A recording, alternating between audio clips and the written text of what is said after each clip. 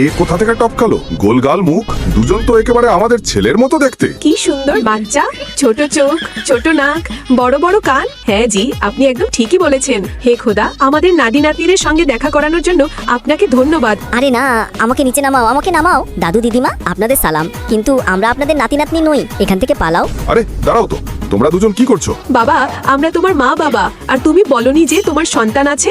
বলতে হলে আমার নিজেকেই তো জানতে হবে।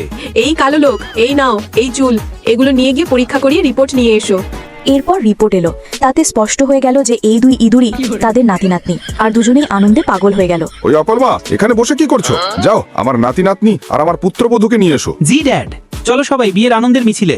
তোমরা দুজন এত দুষ্টুমি করো কেন? বলে যেতেও তো পারতে। মা সরি, মা আমাদের ক্ষমা করে দাও, ভবিষ্যতে আর করব না।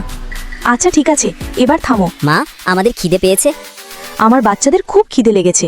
নেক্সট পার্ট দেখতে চ্যানেলটি সাবস্ক্রাইব করে নিন।